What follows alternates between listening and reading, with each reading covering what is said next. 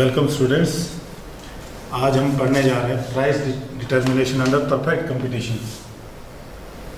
Price determination under perfect competition.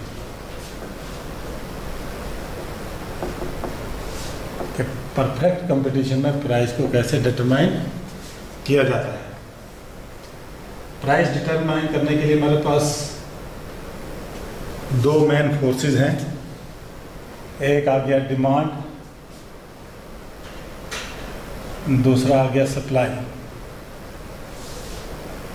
ये दो ऐसी फोर्सेस हैं जिनकी मदद से हम प्राइस को डिटरमाइन कर सकते हैं।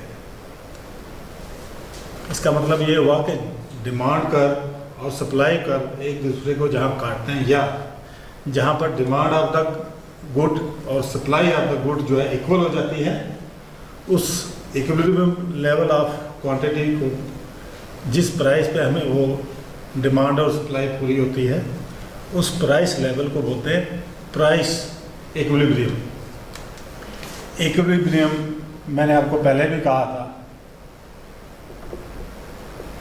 ये है साइंटिफिक टर्म, इसको बोलते हैं स्टेट ऑफ रेस्ट।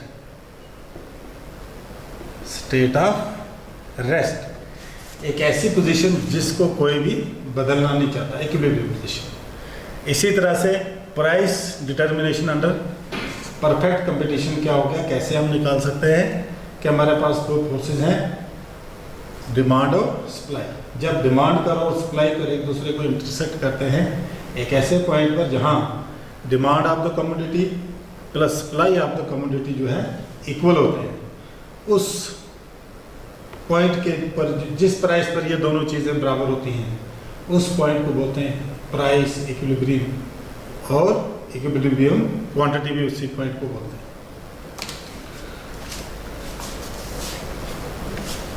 डिमांड, जैसे आप जानते हो कि डिमांड क्या चीज़ है। डिमांड आपने पढ़ा है, demand refers to the situation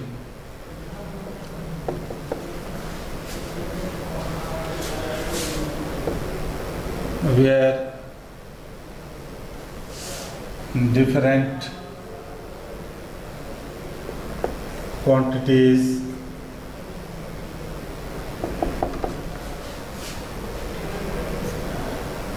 of a commodity, demand refers to the situation where different quantities of a commodity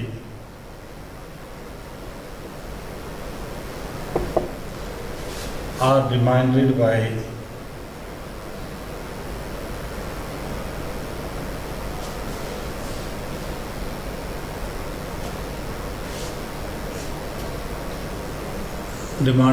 buyers, या बोलेंगे कंज्यूमर्स एट डिफरेंट प्राइसेस। ये आ गया डिमांड हमारे पास कि जो कंज्यूमर है या बायर्स जो है मार्केट में जिस चीज़ की डिमांड करते हैं डिफरेंट रेट पे डिफरेंट कमोडिटीज़ का, उस चीज़ को कहेंगे डिमांड। तो डिमांड इसलिए करते हैं हम चीज़ों की, हमने पहले भी पढ़ा है ये। हम कमोडिटीज़ की डिमांड क्यों करते हैं?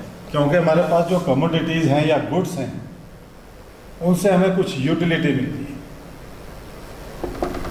यूटिलिटी मिलती है यानी जो भी गुड हम इस्तेमाल करते हैं उससे हमें कोई एक किस्म की वांट सेटिस्फाइंग पावर मिलती है, सेटिस्फैक्शन मिलती है।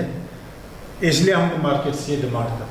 कुछ तो नेसेसिटी चीज़ हैं, कुछ लग्जरी वाली चीज़ें हैं जिनसे हमें, तो नेसेसिटी वाली चीज़ें जो है वो तो हमें पूरी करनी है, हमारी बेसिक नीड्स को पूरा करना ही है।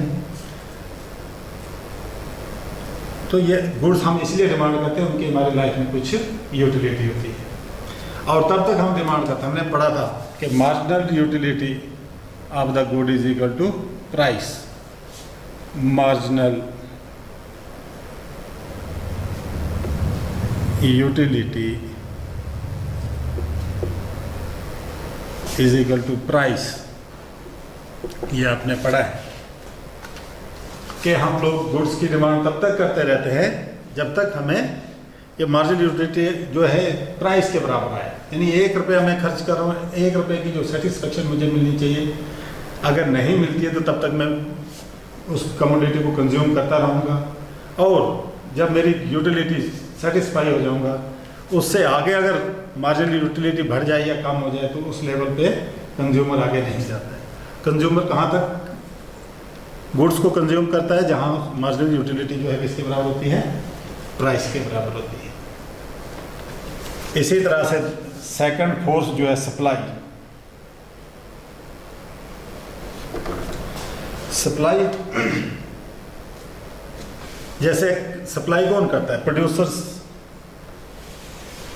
Different quantities of goods and services supplied in the market by the producers. Different quantities of goods supplied by the producers at different prices at a particular point of time, at a particular point of time। ये दो forces आ गई कि consumer जो है goods की, या customer जो है, या जो बायर जो है गुड्स की डिमांड करता है। डिमांड इसलिए करता है कि उसकी लाइफ में उस चीज़ की यूटिलिटी होती है, वांट सेटिस्फाइंग पावर होती है उसमें गुड्स में, या हमें उस गुड से कोई सेटिस्फेक्शन मिलती है। सप्लाई आ गया, सारा मटेरियल जो मार्केट में आता है प्रोड्यूसर जो सप्लाई करते हैं डिफरेंट प्राइसेस। तो आपने पहले पढ़ा था डिमांड क्या होता है, कि लॉ ऑफ डिमांड हमने पढ़ा था कि as price of the good increases demand decreases, price decreases demand increases. लेकिन सप्लाई में था अगर प्राइस किसी चीज़ की बढ़ती है तो उसकी सप्लाई भी बढ़ती है, और अगर प्राइस कम होती है तो सप्लाई भी कम हो जाती है। तो ये इसके डिटर्मिनेंट्स हैं, या हम इसको ऐसे भी बोल सकते हैं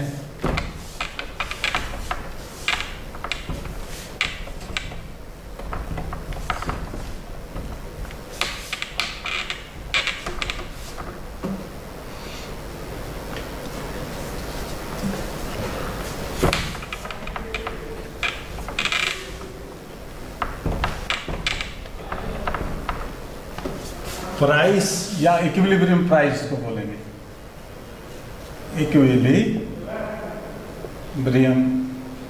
price.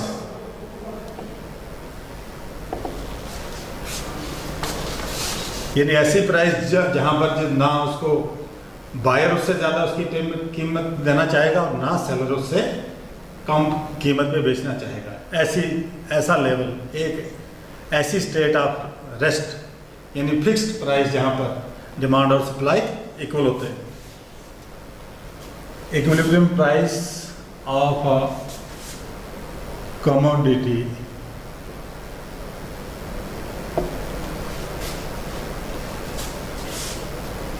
is determined by the industry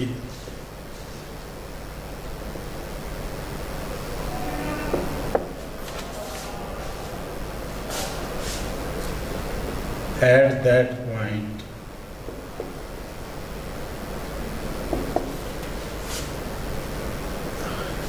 at which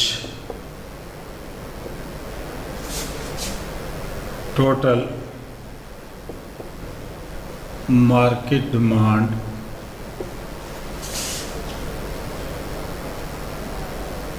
is equal to total market supply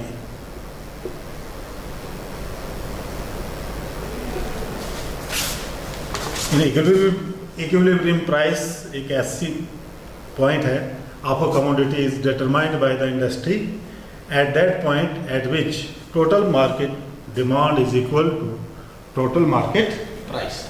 यानी जो टोटल मार्केट की डिमांड है वो टोटल मार्केट प्राइस के बराबर है, उस पॉइंट को हम बोलेंगे इक्विलिब्रियम प्राइस।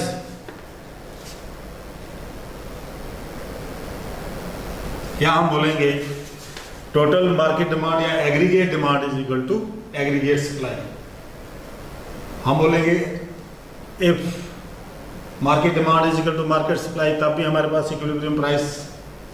अगर हम बोलेंगे aggregate demand of the market is equal to aggregate supply of the market, same meaning हुआ उसका तब। उसके बाद अब हम इसको समझने के लिए एक टेबल लेते हैं, शेड्यूल लेते हैं, demand and supply schedule.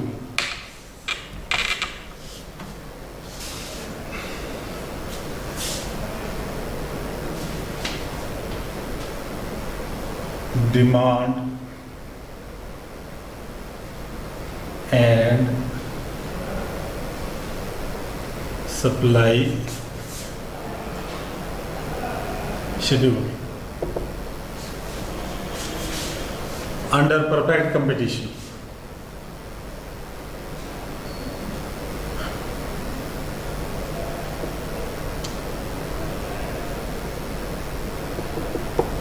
under perfect competition मान लो हमारे पास प्राइस रुपीज में दी हुई है,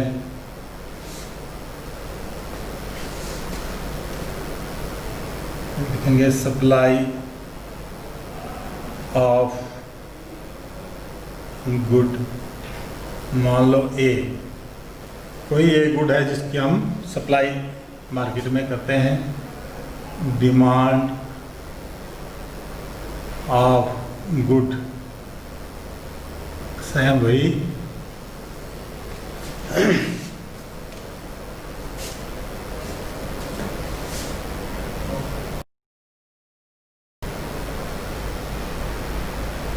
pressure on price।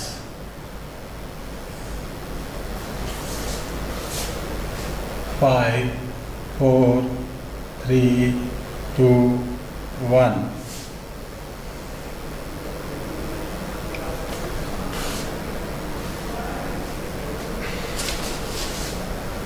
हमने कहा कि सप्लाई जो है ज़्यादा प्राइस पे ज़्यादा होती है, कम प्राइस पे कम। जैसे अब 5 रुपए के हिसाब से मान लो हमारे पास आ गया 50 यूनिट सप्लाई। अगर प्राइस कम होती है तो सप्लाई भी कम हो जाएगी। प्राइस कम हो गई 4, सप्लाई आ गई 40 यूनिट। 3 पे 30, 20, 10। जैसे जैसे प्राइस कम होते जाएगी वैसे वैसे सप्लाई भी कम होते जाएगी। लेकिन डिमांड में हमने पढ़ा था, लाभ डिमांड में, कि जैसे जैसे प्राइस कम होते जाएगी तो डिमांड जो है बढ़ते जाएगी। यानी 5 पे हमारी डिमांड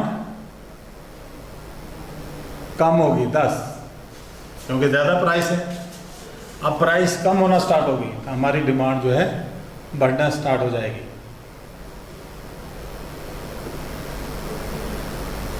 यह गया law of supply, law of demand. As price increases, supply also increases. As price decreases, supply also decreases. इसी तरह से लाभ डिमांड में प्राइस डिक्रीजेस, सब डिमांड इंक्रीजेस। आप देखेंगे 5 रुपये पे डिमांड थी 10 यूनिट्स की, 4 पे डिमांड हो गई 20 यूनिट्स की, 3 पे डिमांड हो गई 30 यूनिट्स की, और ₹2 पे डिमांड हो गई 40 यूनिट्स की, और ₹1 अगर प्राइस है तो डिमांड हो गई 50 यूनिट्स।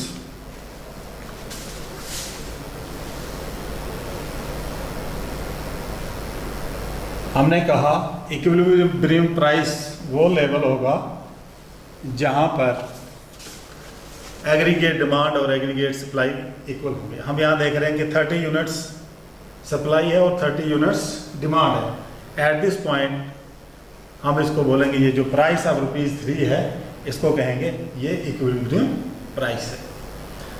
प्रेशर ऑन प्राइस हम देखते हैं यहाँ पर सप्लाई जो एक्सेस सप्लाई चल रही है,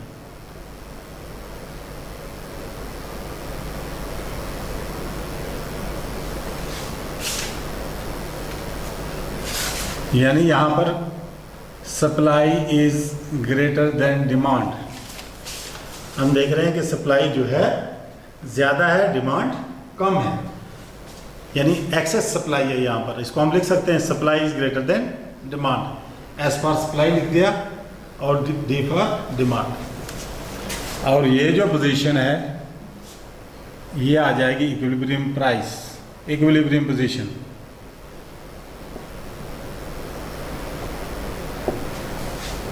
इक्विलिब्रियम लेवल आ गया। और यहाँ पर हम देखते हैं सप्लाई कम है और डिमांड ज़्यादा है, तो यहाँ पर हो गई excess demand.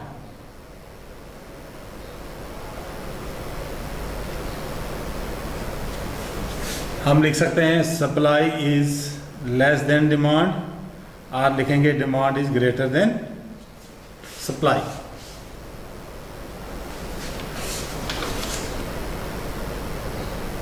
Price equilibrium price की सिचुएशन पे होगी मार्केट में, ऐसी सिचुएशन पे होगी when the market forces supply and demand are equal.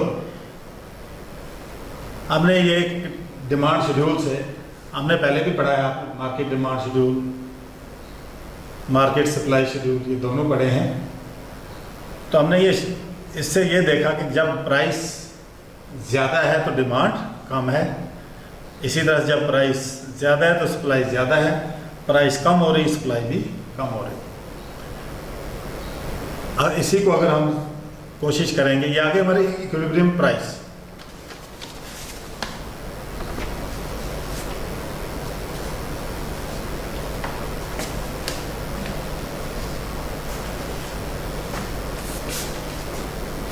आप इसको अगर एक्सप्लेन करना चाहें तो आप लिख सकते हो, इधर लिखेंगे when price of the commodity is ₹5, quantity supplied is 50 units and demand is of 10 units। जब प्राइस 5 रुपये है तो क्वांटिटी सप्लाइड है 50 यूनिट्स और डिमांड जो है 10 यूनिट्स। ये भी एक ऐसी सिचुएशन है जिस पे इक्विलिब्रियम प्राइस का तो है ही नहीं कोई। इक्विलिब्रियम प्राइस उसी लेवल पे हो सकती है जहाँ पर हमारी सप्लाई और डिमांड इक्वल हो, एग्रीगेट सप्लाई और एग्रीगेट डिमांड इक्वल हो, मार्केट सप्लाई और मार्केट डिमांड जो है इक्वल हो, उस पॉइंट पे हमारे इक्विलिब्रियम प्राइस होगी। इसी तरह से नेक्स्ट अगर हम एट ₹4 टोटल सप्लाई इज 40 और टोटल डिमांड आ गई 20, ये भी इक्विलिब्रियम प्राइस वाला पॉइंट नहीं है। At price 3 quantity supplied is equal to 30 units और quantity demanded is 30 units, this point is called equilibrium. और इस प्राइस को इस पॉइंट पे जो प्राइस है इसको बोलेंगे इक्विलिब्रियम प्राइस, और इस पॉइंट पे जो क्वांटिटी है इसको बोलेंगे इक्विलिब्रियम क्वांटिटी। तब इस शेड्यूल को हम एक डायग्राम के जरिए समझने की कोशिश करेंगे।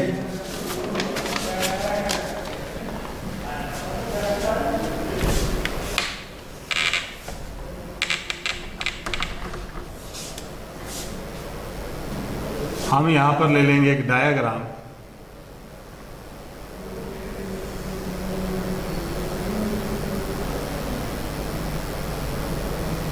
यूनिट्स ऑफ क्वांटिटी जो है एक्स एक्सिस पर लेते हैं और वाई एक्सिस पे हम लेते हैं प्राइस।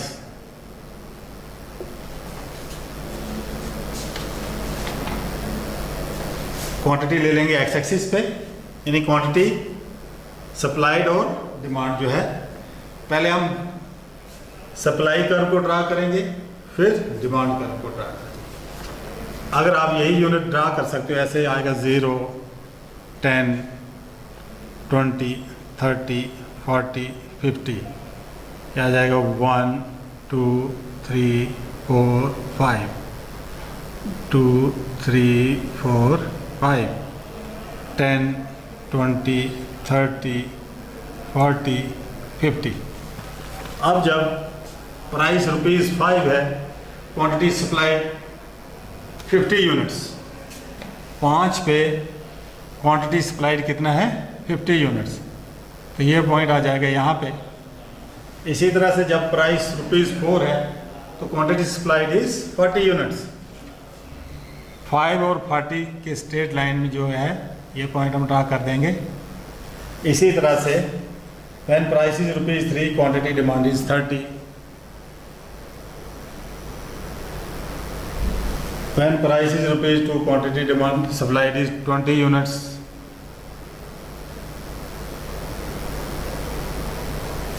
और जब प्राइस ₹1 है तो क्वांटिटी डिमांड इज 10 यूनिट्स। इस तरह से जब हम इनको इन सभी पॉइंट्स को मिलाएंगे, ये ऐसे एक स्ट्रेट लाइन बन जाएगी।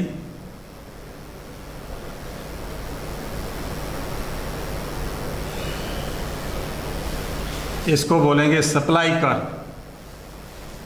जब आपने पढ़ा था कि supply curve is always moving upwards from left to right, left से राइट की तरफ, ऊपर की तरफ मूव करती है, because the price and the quantity supplied have positive relationship या डायरेक्ट रिलेशनशिप।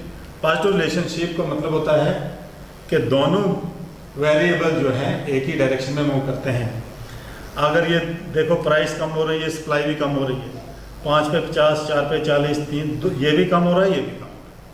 और अपोजिट डायरेक्शन का मतलब होता है अगर प्राइस ज़्यादा है तो क्वांटिटी डिमांड कम, अगर प्राइस कम होना स्टार्ट हो गया तो ये डिमांड बढ़ना स्टार्ट हो गई। एक प्राइस कम हो रही है, डिमांड बढ़ रही है, इसको बोलेंगे इनवर्स रिलेशनशिप या नेगेटिव रिलेशनशिप बोलेंगे इसको। तो हमने पढ़ा है जब पहले कि डिमांड कर्व कैसे ड्रा होती है। डिमांड कर्व एक लेफ्ट से राइट वर्ड ऐसे डाउन की तरफ मूव करती है। Demand curve move from left to right downwards, नीचे की तरफ जाती है, ऊपर से नीचे की तरफ। सप्लाई कर्व मूव करती है अपवर्ड्स, क्योंकि दोनों चीज़ें, दोनों वेरिएबल जो है सेम डायरेक्शन में मूव करते हैं, और ये डिमांड कर्व में दोनों वेरिएबल जो हैं अपोजिट डायरेक्शन में मूव करते हैं। और जिस पॉइंट पे ये एक दूसरे को क्रॉस करते हैं, ये पॉइंट बोलते हैं इक्विलिब्रियम पॉइंट।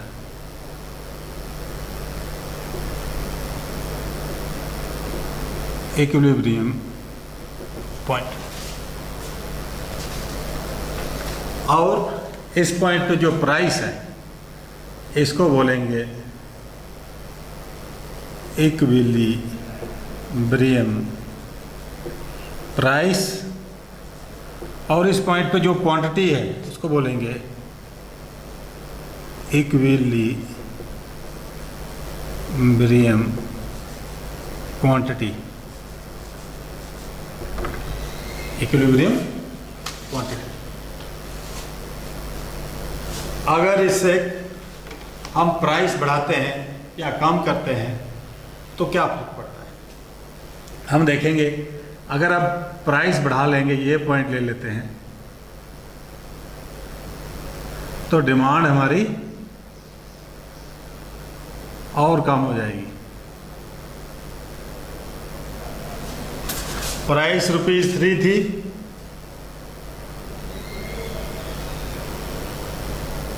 तो डिमांड थी 30 यूनिट्स। प्राइस जब ₹4 हो गई तो डिमांड हो गई 20 यूनिट्स, वापस आ गया। इसी तरह से अगर हम प्राइस कम करेंगे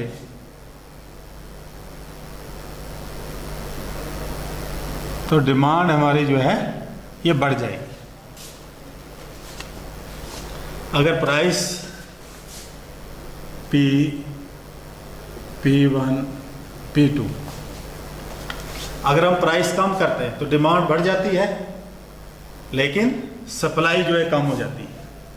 सप्लाई इतनी सा आ जाता है, यहाँ से लेके सप्लाई कर्व तक, लेकिन डिमांड कर्व यहाँ पर है, डिमांड यहाँ से यहाँ तक इतनी ज़्यादा हो जाती है, लेकिन यहाँ पर डिमांड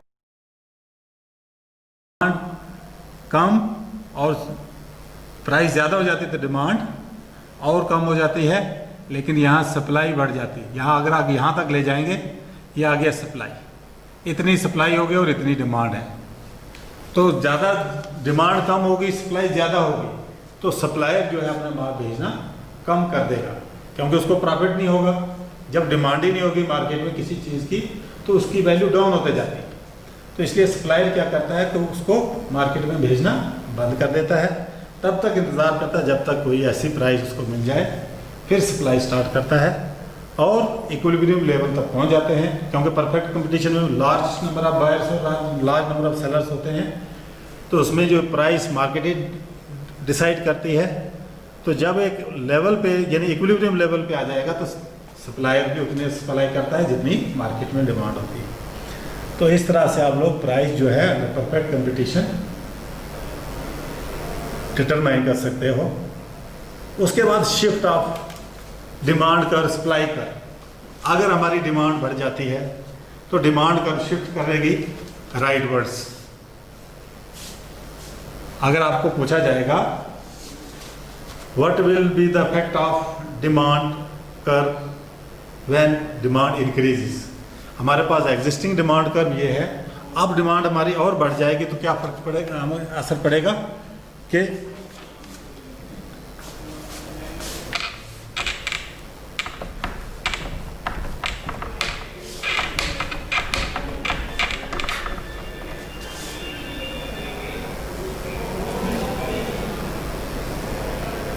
ये आ गया सप्लाई कर्व, ये आ गया डिमांड कर्व,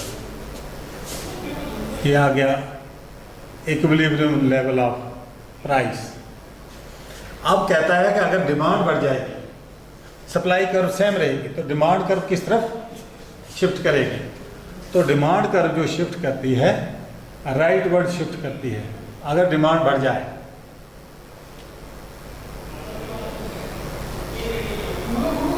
यानी पहले क्यू थी डिमांड, अब हो गई Q1। जब डिमांड बढ़ जाएगी तो demand curve will shift rightwards B dash B dash, और ये डिमांड बढ़ जाएगी not due to the reason of price but due to some other reasons. किसी और वजह से अगर डिमांड बढ़ जाती है, प्राइस वही रहेगी तो डिमांड कर्व हमारी राइटवर्ड शिफ्ट हो जाएगी। अगर डिमांड कम हो जाएगी तो क्या होगा, हम डिमांड कर्व जो है लेफ्टवर्ड शिफ्ट हो जाएगी। अगर आपको पूछा जाएगा एग्जाम में, कोई क्वेश्चन दिया जाएगा कि डिमांड कर्व किस तरफ शिफ्ट करेगी अगर डिमांड कम होती है, तो डिमांड कर्व कहाँ शिफ्ट होगी, अगर यहाँ डिमांड ज़्यादा होती है तो डिमांड कर्व किस तरफ शिफ्ट होती है। तो आपने यही ध्यान रखना है कि अगर डिमांड कम होगी तो ये लेफ्टवर्ड शिफ्ट होगी,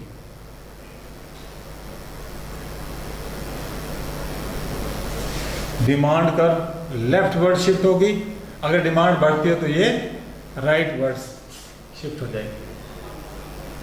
सॉरी, डिमांड कर्व यानी राइटवर्ड शिफ्ट हो जाएगी। तो यहाँ से ये आ गया लेफ्टवर्ड, पहले डिमांड वाला पॉइंट ये था, अब यहाँ पहुँच गया ये पॉइंट इस प्राइस पे, सेम प्राइस पे। इसी तरह से अगर supply curve demand curve same होगी,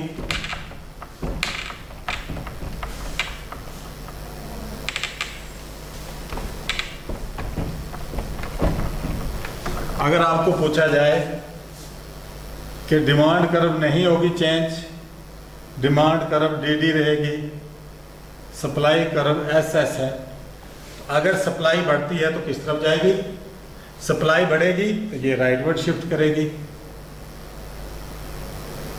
S डैश, अगर सप्लाई कम होगी तो लेफ्टवर्ड शिफ्ट करेगी। अगर कहेगा कि दोनों किस तरफ शिफ्ट होंगे, अगर सप्लाई भी शिफ्ट कर रही है और डिमांड कर्व भी शिफ्ट कर रही है तो दोनों, अगर दोनों इंक्रीज हो रहे हैं तो दोनों राइटवर्ड शिफ्ट होंगे, अगर दोनों डिक्रीज कर रहे हैं तो दोनों लेफ्टवर्ड शिफ्ट होंगे। तो ये था बहुत कुछ diagrammatic presentation of perfect price determination under perfect condition यानी इक्विलिब्रियम प्राइस कैसे एक डायग्राम के थ्रू हम दिखा सकते हैं, और ये शिफ्ट इन डिमांड कर्व या सप्लाई कर्व कैसे ड्रा कर सकते हैं, ये आपको थोड़ी प्रैक्टिस करनी पड़ेगी घर में, तब जाके इसको आपके समझ आएगी। तो प्रैक्टिस से ही आप परफेक्ट होंगे। तब तक के लिए थैंक यू वेरी मच।